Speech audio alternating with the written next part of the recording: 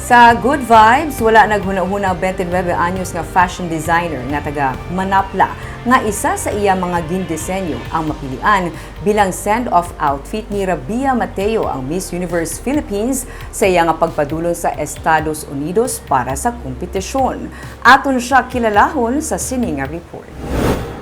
Duha ka oras antes ang flight ni Rabia Mateo, Miss Universe Philippines, padulong Estados Unidos sa atong Abril 9 para sa Miss Universe competition, amo ang pagpahibalo kay Chino Christopherson nga ang iya nga gidisenyo nga barong amo ang naaprubahan sa mga stylist ni Rabia kag ini ang iya nga mga send-off outfit.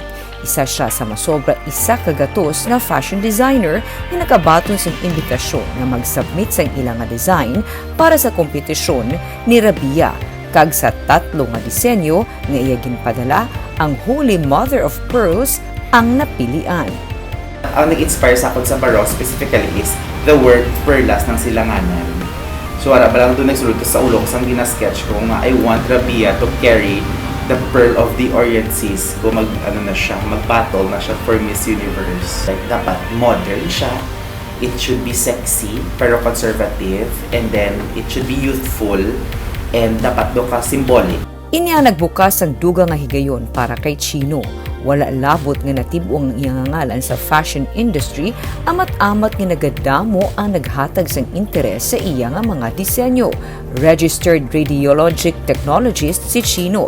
Pero wala na niya napunggan nga magbiya sa profesyon kag sundon ang iya nga passion for fashion. Doon nag-open man siya damo nga opportunities damo man nag-invite sa ako and doon damo man inquire pag start ko jutay palang gidya client ko some are friends do kilala sa kilala do refer lang but kung magkado din sila gambas lang ay kabata pa sa imo to design na gown amo mo to some will cancel their gowns. Kung once ma-post mo naman ang imo nga mga obra kag quality man, they will give their trust. Pila sa mga disenyo ni Chino nagalakip sang gingamit ni Lynn Aisay Negros Roxanne Tolico sa Miss Millennial kag Mrs. Globe Philippines second runner-up Jillian Dinurug ang iya nga Neo-Filipiniana. Ginsalida man ni Miss Grand International Samantha Bernardo ang isa sa mga hinimuan ni Chino sa isa ka fashion show. Panugyan niya sa mga huben kag nagasugod nga designer. Don't stop creating beautiful things because eventually someone will notice it and then dapat kung amo ginang imo passion work hard for it. Always believe in yourself and always compete with yourself.